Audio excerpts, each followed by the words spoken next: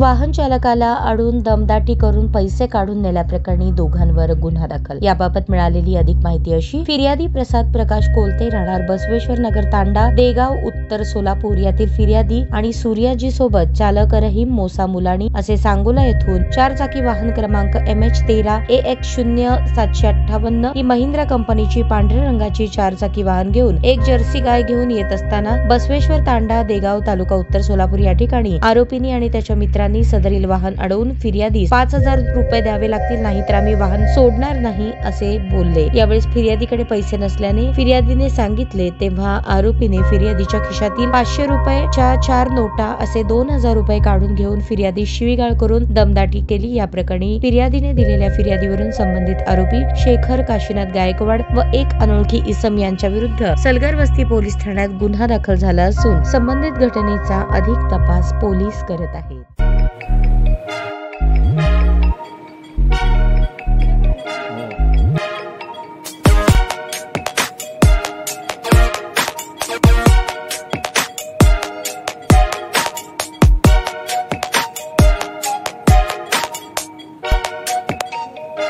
सोलापूर शहरातील सुप्रसिद्ध हॉस्पिटल म्हणजे सेंट्रल मल्टी स्पेशालिटी हॉस्पिटल मागील अनेक वर्षापासून सेवा बजावत आहे। 24 तास इमर्जन्सी सर्व्हिस, मॉडर्न टेक्नॉलॉजी, अनुभवी डॉक्टर्स तसेच अत्याधुनिक तंत्रज्ञान सुविधांनी सुसज्ज स्त्रीरोग प्रसूती विभाग, ऑर्थोपेडिक विभाग, मेडिकल विभाग आणि इतर एकमेव नाव म्हणजे सेंट्रल मल्टी स्पेशालिटी हॉस्पिटल। पत्ता: गणेशपेठ शॉपिंग सेंटर, मंगळवार बाजार, सोलापूर। ताज्या बातम्या पाहण्यासाठी प्राईम महाराष्ट्र न्यूज चॅनलला सबस्क्राईब करा।